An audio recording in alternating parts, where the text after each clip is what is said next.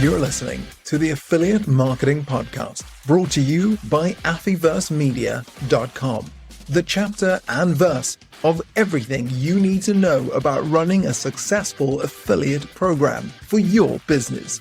This is a podcast for digital and affiliate marketers, publishers, networks, agencies, and MarTech providers who operate, support, or manage affiliate marketing programs around the globe. If you want to launch, scale, and grow a successful affiliate marketing program, you're in the right place. In this podcast, you'll learn how affiliate and partner marketing is constantly changing, and tune in to industry experts who are getting behind our mic to share tactical insights and practical knowledge to help your affiliate program grow. Here you'll discover what's new and trending in affiliate and performance marketing, how to run your affiliate program successfully, and gain industry insights from experts and practitioners from around the globe. The truth is, you simply won't find this information anywhere else. Now here's your award-winning affiliate and performance marketing host, an industry veteran, your affiliate marketing guide, and the founder of Affyverse, Leanne Johnston.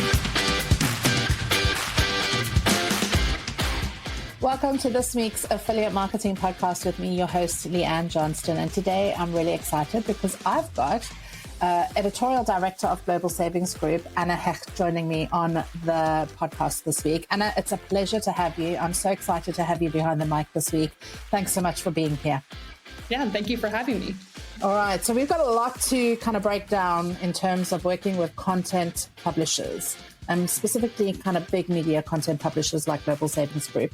But before we get started, I really want you to just take a moment and tell everybody how you got into the role as editorial director of Global Savings Group and why you are so passionate about content marketing, because I kind of picked you out on the stage at the IPX meeting in London and just thought I have to get you on the mic and just talk a little bit about the content that you're crafting and the work that you're doing at Global Savings Group, and just help affiliate managers to understand a little bit more about how to work with you guys. So start us off with your backstory and let's begin.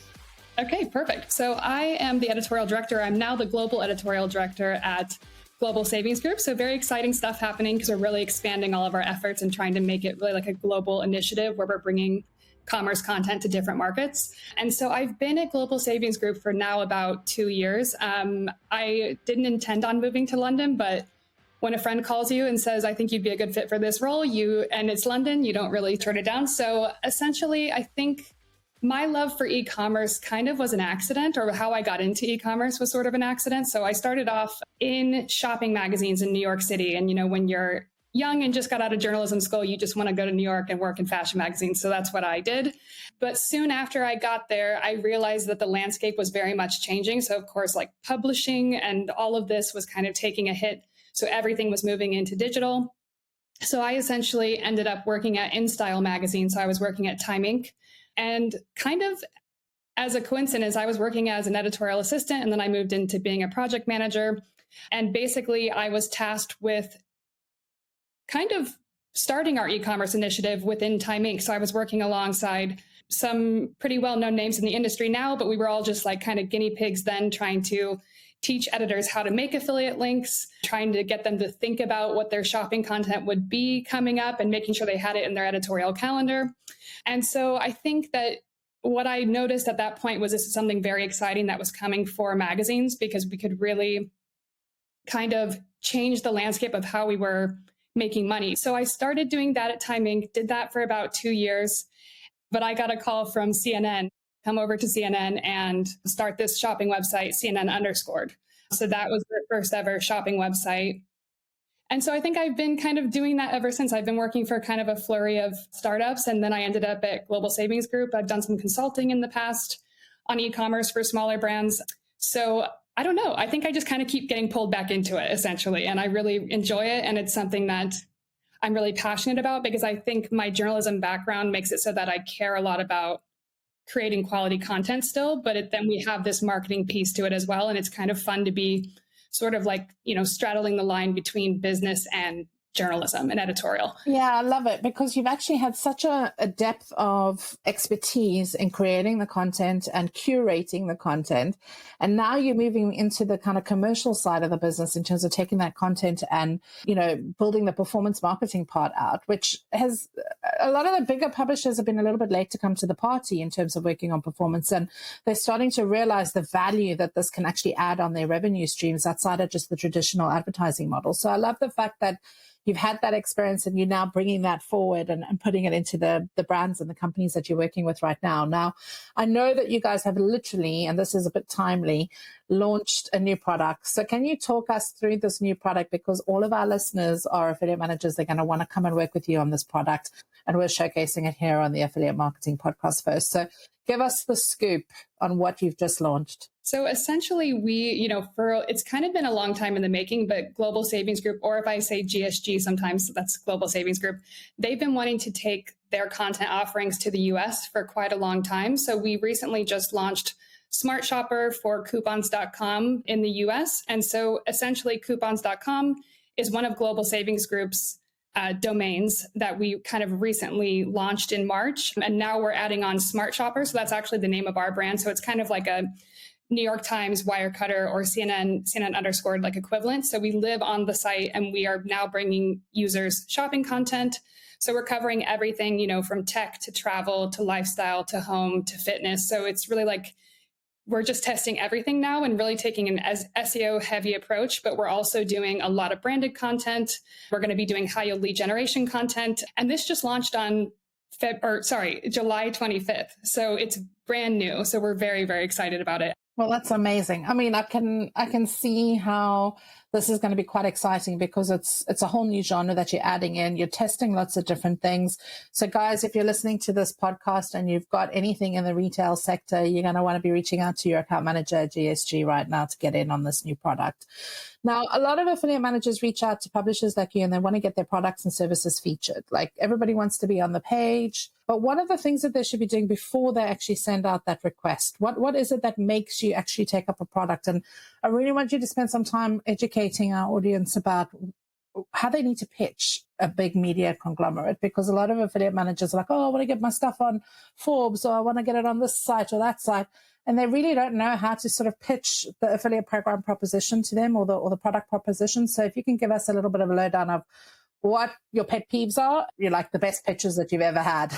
Yeah, totally. I mean, I don't know if I know any off the top of my head, but I think that when you consider that people are often reaching out like in a kind of a batch format where they're just shooting off the same email to everyone or the same message in an affiliate network to everyone, I think it doesn't drive up a sense of urgency, first of all. And when you do have a lot of choice or you're like a large publisher, there's a good chance that any kind of generic pitches would be put to the back burner, unfortunately. And so essentially, like what I think I've noticed in the past is when people are reaching out to us, they've really taken stock of like what our brand is and like what we stand for and kind of what we are offering to readers. So obviously with Smart Shopper, we're on coupons.com. So any reader who lands there is looking for like an amazing product at a great price point or some kind of great deal.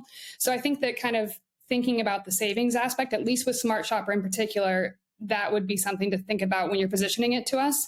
But I think also, we also do affiliate content for Daily Mail, and that's a very different way to pitch us because it's way more fashion and beauty heavy and kind of has a more pop culture vibe to it or more like a magazine. So I think really understanding what the brand is before you pitch your product or your client is really important. And also, I mean, I think it's really helpful when people reach out and they actually have taken a look at our content and they say to me like, hey, this product for my client would do really well in your particular category or vertical or set of sub-stories. We're really happy to kind of take that feedback on board because when we are being inundated with pitches, not that we need you to make the decision for us, but it is really helpful to know that you've kind of thought about where your particular product or brand could kind of fit within our ecosphere. So I think just doing a bit of research beforehand.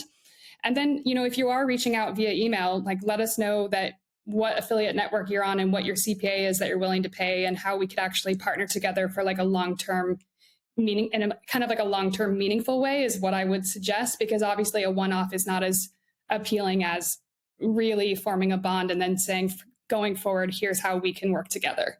Yeah, I love that. So that's 3 really hot tips there, guys, that Anna shared with you.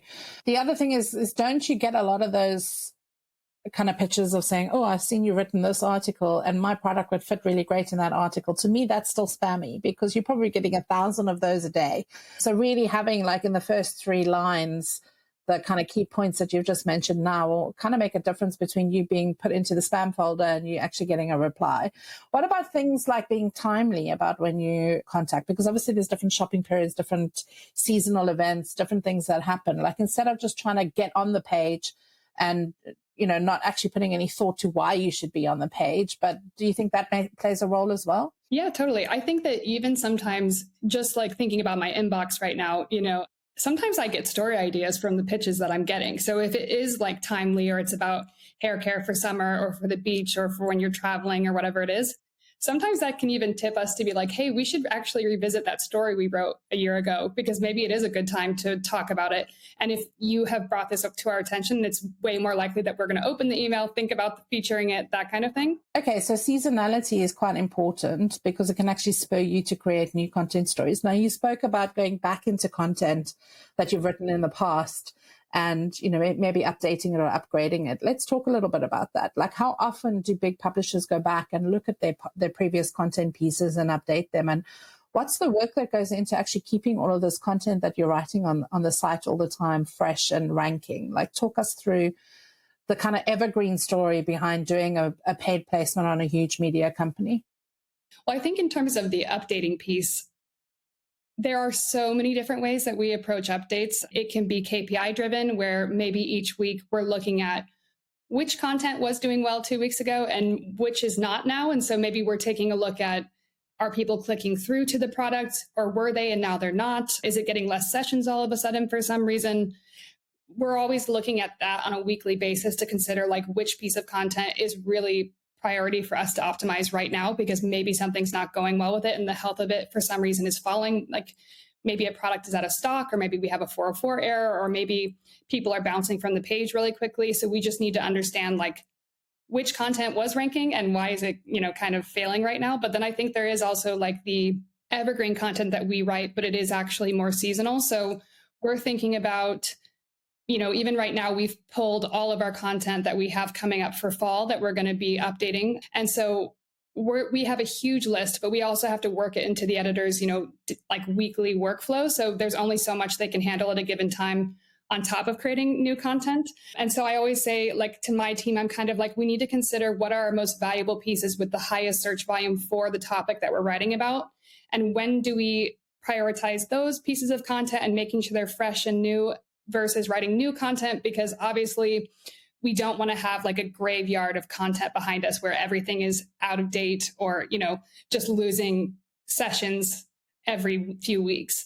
So essentially that's kind of how we think about it. We look at it seasonally, but we're also looking at things on a weekly basis just to make sure we know exactly where our content is and that nothing's like falling off. But it is a huge part of the job. Like I think if you look at Wirecutter or something, they have 100 people on their staff, at least the last time I checked, and a huge portion of that staff lineup is people who are just dedicated to doing updates, and a majority of the content on their homepage is updates. So you can see how important it is if you're doing like an SEO evergreen model with content, because they're like a leader in the space, of course. So I love that, because actually that opens up an opportunity strategically for affiliate managers to actually contact you. There might be past articles that they can, in that research piece that you told them to do before they contact you, to actually go and have a look at some of that old content that you're looking at and actually give you ideas on how to update it. So if you can't necessarily get on the homepage and you've got limited budgets, you don't have to necessarily always pitch with, fixed fees or whatever the case may be. You can actually do the research and help them to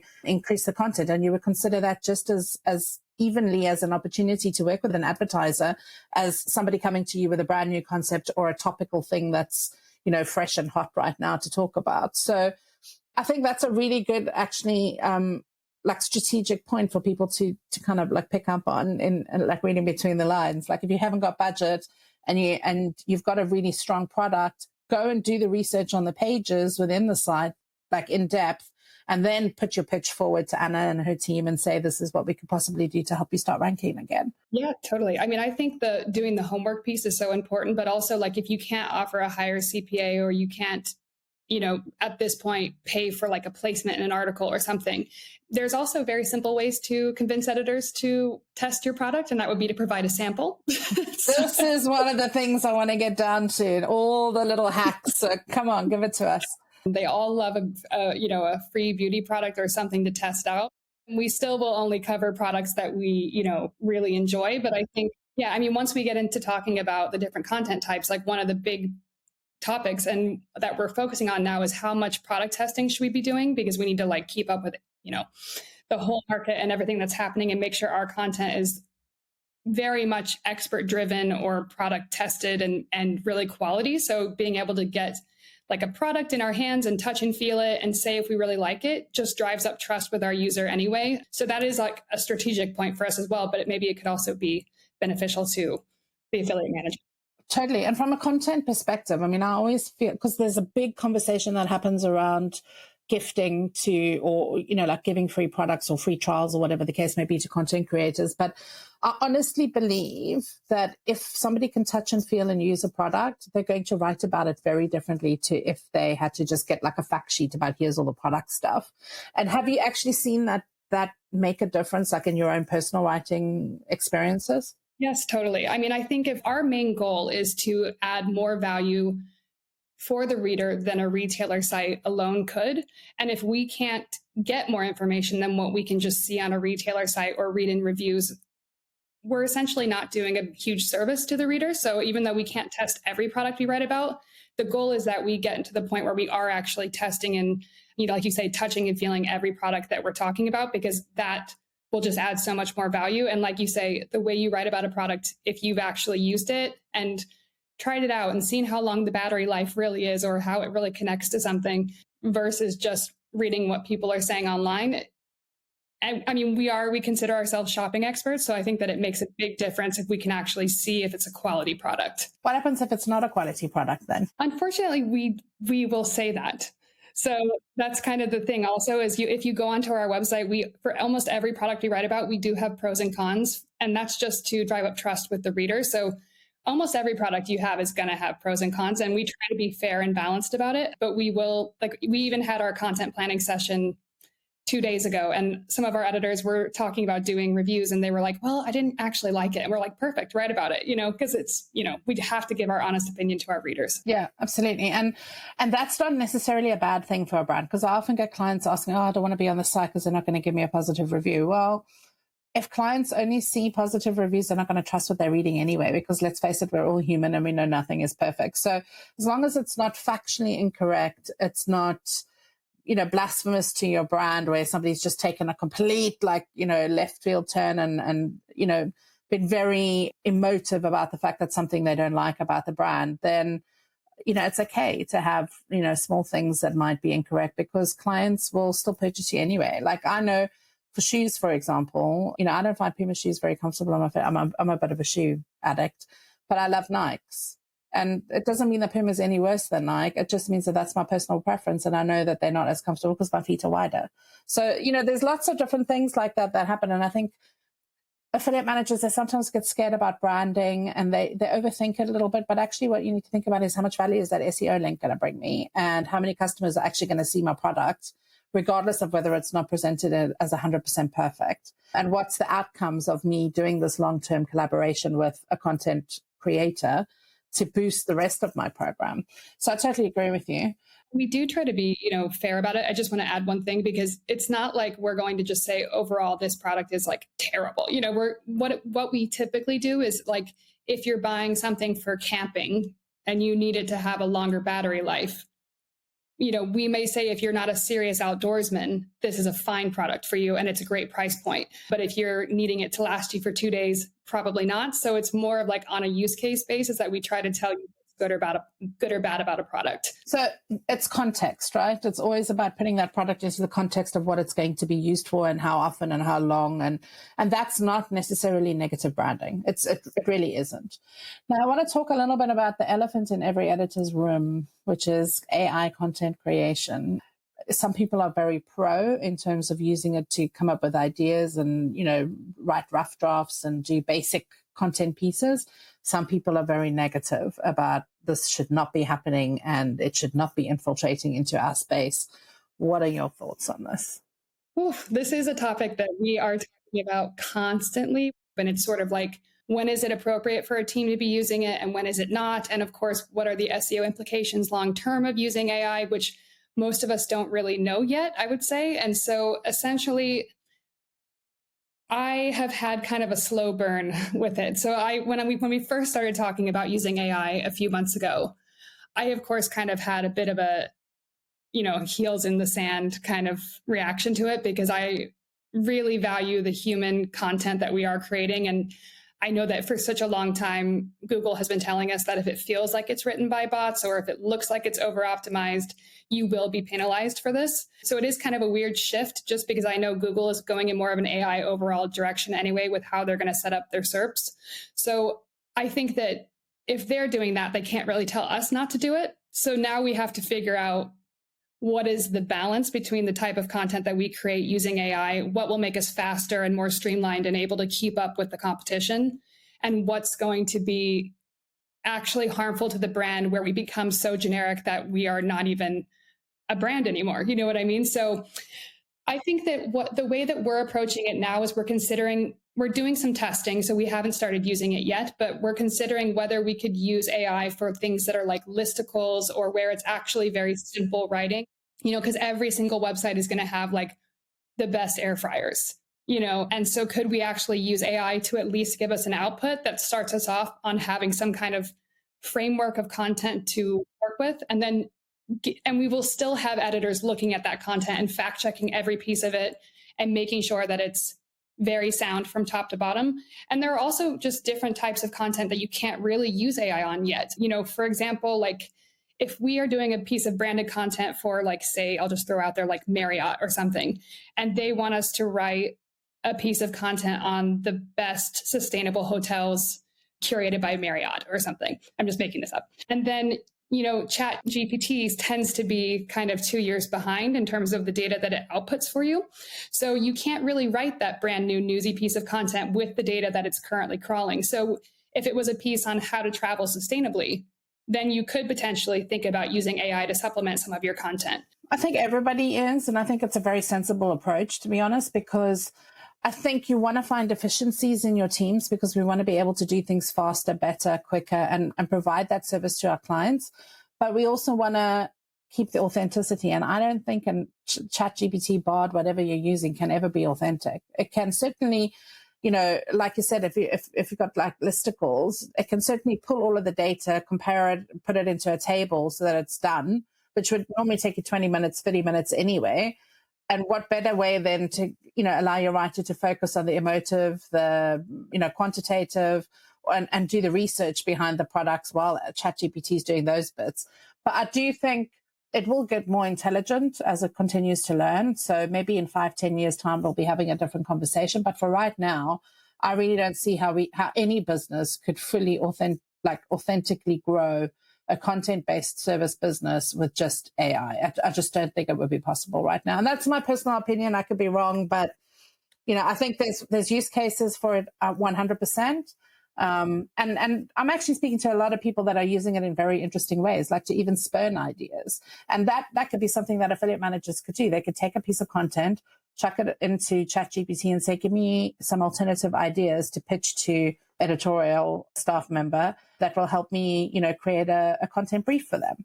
That could be one of the things that we could test out. Maybe somebody listening to this podcast can do that and maybe email it to you and see what you say. Okay.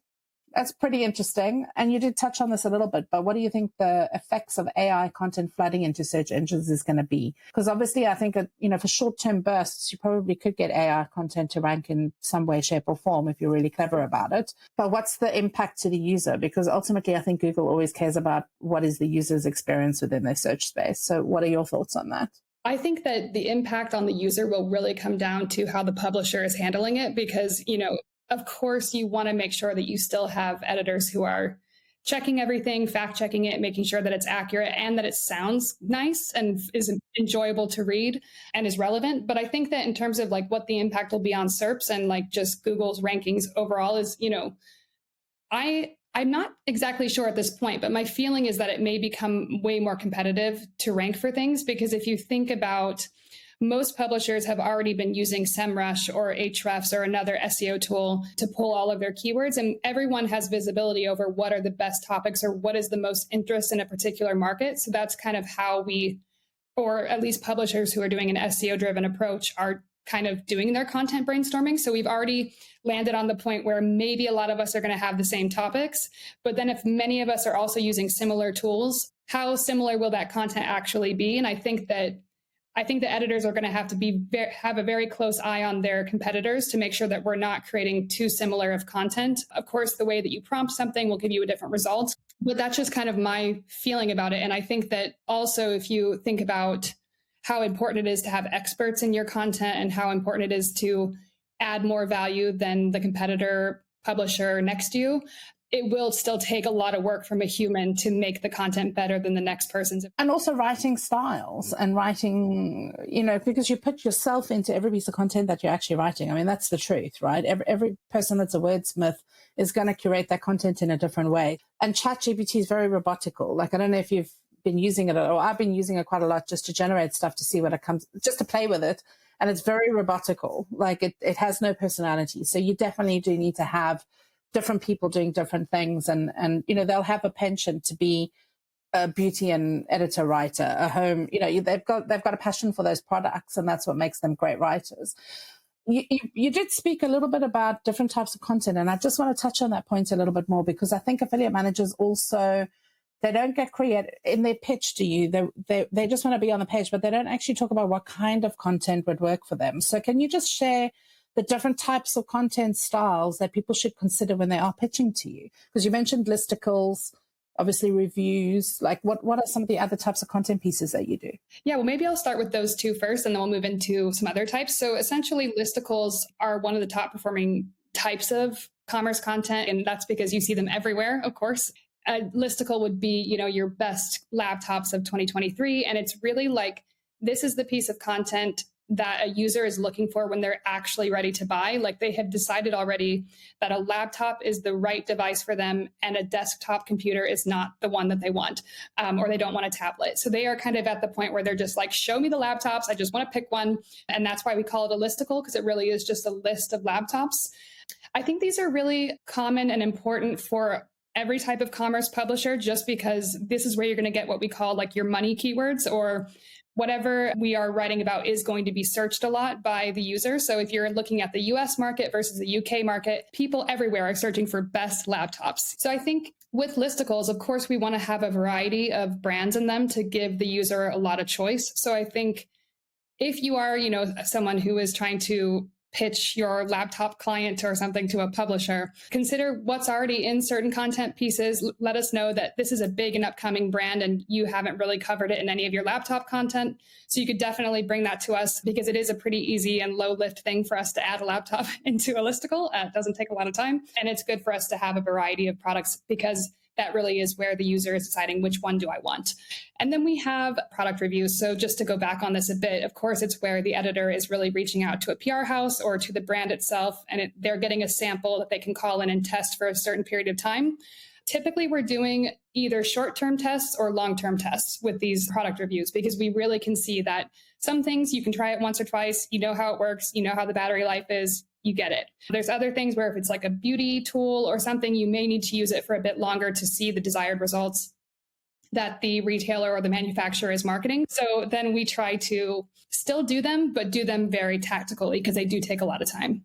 And that's actually a good point, because before you pitch a publisher, figure out what kind of content you need and at what point in the customer user journey you want that content to be featured, because that will dictate the type of content that you need to be asking for as well.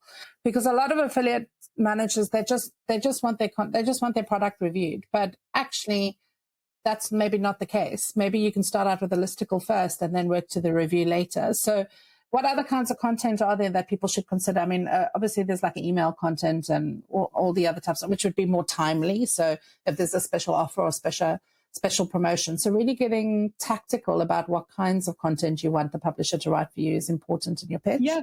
Totally. And I think just to touch on the next most successful type of content that we can see in the market, which would be buying guides.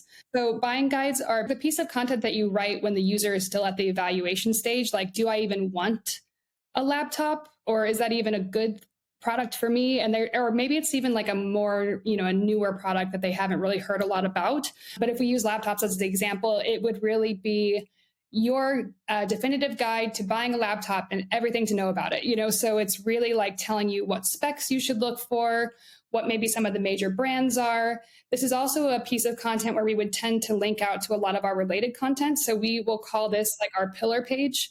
And that means that if the user lands on the pillar page, they can find a lot of other similar content. So then they can really kind of stay with us throughout their buying journey. Like maybe they start at the buying guide, then they see that we have a link to our best picks listicle. And so they will click on that then. So they've kind of started at the evaluation stage and then gone to where they're like ready to transact, and they will go over to the listicle. And so we do all types of content in this way where we're linking them together. But I would say buying guides and listicles are like our two like kind of bread and butter types of content that we do. Last question that I'm going to ask you, because you've given us so much advice already, is what do you think the future performance and content marketing partnerships look like?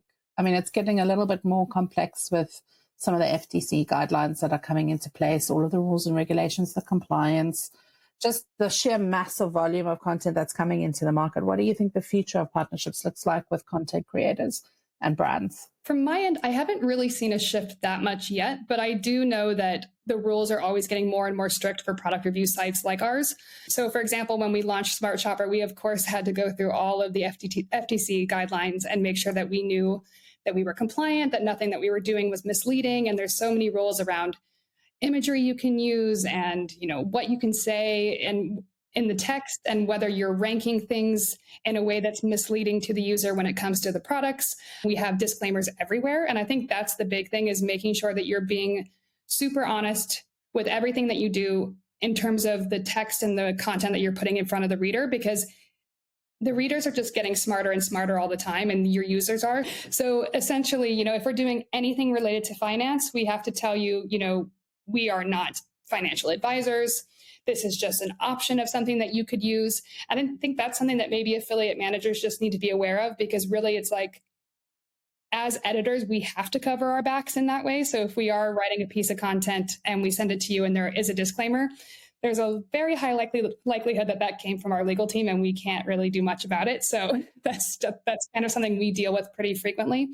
I think in terms of the future of like performance marketing strategies, I would say that one thing that we are focused on right now is really trying to see how we can work with a whole multitude of brands, no matter their size. So like small or large, or those who have established that they have a huge marketing budget versus those that have a small marketing budget. So we're kind of trying to like diversify our different branded content offerings. So essentially with Smart Shopper or with Best Buys in the UK, you can buy different types of article placements at different price points. So either you're higher up in the article or you're lower in the article, but you still, we don't usually feature more than like 10 to 12 products in a given piece. So you're still going to be like very, very visible on the page, even if you can only afford, a lower spot. We do certain different types of native content. So this will be, when we're writing a piece of content, we kind of take a more newsy angle with it and try to make the marketing and the content piece feel a lot more natural to the reader and relevant to what's happening like in the news or seasonally or whatever it may be. So I think one thing we're trying to do is see if we can play with creating native pieces of content that are shared across a few brands. So we're trying to think of different solutions, because it can be kind of an exclusive space with branded content if we don't get a little bit more creative. Yeah. And also it works both ways as well, because ultimately you've got bills to pay, you've got people to, employ to do all of this writing. And I think that's the other thing that we wanted to sort of touch on very quickly, is that content costs money to create. There's people, there's humans, there's systems, there's tech, there's legal, there's compliance, there's all of these things that go behind it. It's not just slapping words on a page and publishing it to a WordPress site. So, and there's all the updates and things that you guys are doing as well, as we discussed earlier. So I think really getting tactical about where and how you want to spend your money and what you need that content to do for you, short term, medium term, long term, and how that's impacting all the other stuff that you're doing within your affiliate program. Like, that's really up to the affiliate manager to decide on before they send that outreach email to you. Yeah, totally. Yeah, I mean, I think we tend to encourage brands in general to go for more long-term pieces of content that are evergreen, because of course you'll have the one-off brand that wants to do like a specific sale or something, but like, and that's fine, and sometimes that does work pretty well, but we do try to create content with the idea that it will be live and performing for like 10, 12 months, 2 years. So if you think content-based publishers are always at the top of the funnel, like brand awareness, right? And then you said that you can create content that actually brings you further down into the buyer journey. Are you seeing any kind of tech innovations or things that are coming to the fore now where content-based publishers are trying to get into every single aspect of that 26-point customer journey? Yeah, I mean, I think that really like one thing that we're focusing more on now, just because we haven't been so, with some of our other properties, we haven't been so big on social, and there's really just been this need for us to really stick to the SEO approach, just whether it was because of the nature of the partnership or the resources that we had or whatever it may be. But I think that, you know, I recently read an article that Wirecutter did really, really well around Prime Day, I believe it was, because they had used different social platforms in a kind of like creative way, and they were really testing as they went along. So I think potentially, because, you know, different shopping moments like Prime Day or Black Friday are so competitive for ranking, like everyone's pressing publish on the same content at the same time, it's very tricky to think about how you would get a lot of traffic in a given day if you're not a big established website already. So I think that trying to just be up on the trends when it comes to social platforms, understand where your user is shopping and like what device type they're on, trying to create like a cohesive experience across all of the different devices your demographic may be on is really important. Yeah, because you spoke a little bit about like cohesive cross-device shopping experiences coming to the fore, and also a little bit about Gen Z and short form video trends when we were planning this. So how are those things impacting future innovation with content creators?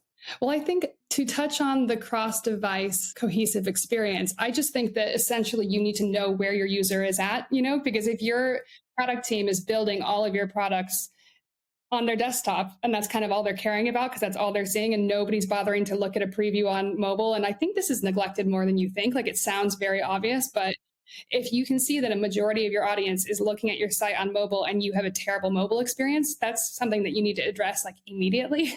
And then when it comes to Gen Z, I think it's just, you know, I'm a millennial, but I think one thing that I've been realizing and thinking about is we've been seeing for a long time that, you know, our audiences have often been like middle-aged, because that tends to be when people have money and have expendable income and all of these things. But we do have, you know, the Gen Z generation are coming into adulthood now, and they shop very differently and they behave online very differently than maybe I do or that even my parents do. So I think we're going to have to consider, how are they shopping? What kind of devices are they on? And also just taking into account short form video. It's not easy all the time depending on your resources, but if you can really tap into where they are and how they're interested in things, TikTok trends, for example, are just a great place to get inspiration for content. And so also kind of catering your content to those different platforms where they are will be more important than ever in like the next 5-10 years. Well, I think that's also another tactical approach that you've just given everybody here in terms of how do they get on the page? How do they actually get their products published? If you can create some of those short form video content pieces for publishers to write around, that will help you get your stuff seen and heard. So I think that's a really interesting place to kind of round this podcast episode off, because not only have you given us golden advice on how to actually approach big publishers, how to actually pitch your story, and how to define strategically and tactically what kinds of content you want to be looking at, but you've also given us a couple of hacks in terms of, you know, how to really like slide it in under if you haven't got big budgets, which is really why people are listening to this podcast. So I have to thank you immensely for coming on to the podcast with me and sharing all of your knowledge about how to work with content-based publishers strategically and cleverly. Really looking forward to seeing you around at some of our future events and getting you on some more expert panels. And thank you so much for being here. And I believe this was your first podcast. So thank you very much for announcing the inside scoop of the new product and coming on here with me for the first time. I hope that you've enjoyed it.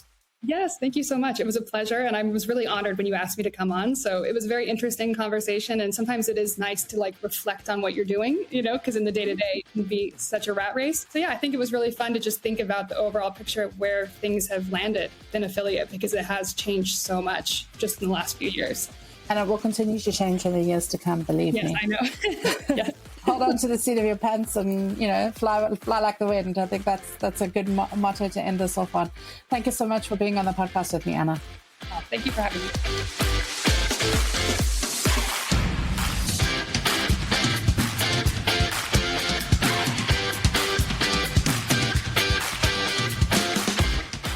Want to get your affiliate program noticed? Need new business leads for your agency, network, or SaaS tools? We can help your business get seen and heard.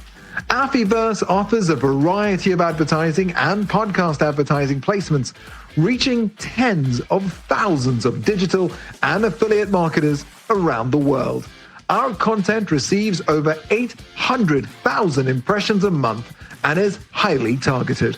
Our podcast regularly charts in the top 100 across Apple in business news and boasts the most 5-star reviews for an affiliate marketing podcast with more than 2,500 plus downloads per episode, putting us in the top 5% of podcasts worldwide.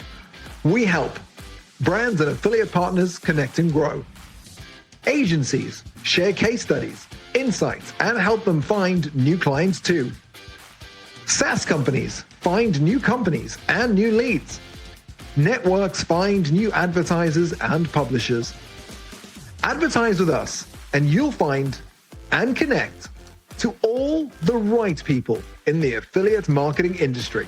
Download our media pack by visiting our site, affiversemedia.com, and click Advertise to find out more.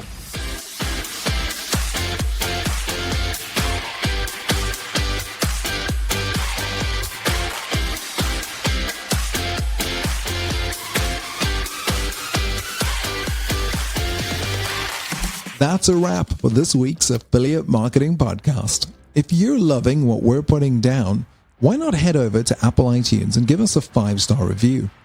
Make sure to subscribe to our podcast and our YouTube channel so you never miss another insightful episode or one of our free webinars ever again. Tune in next week for more digital affiliate marketing insights, trends, tips, and content to keep your affiliate and performance marketing fresh and your partners driving consistent sales.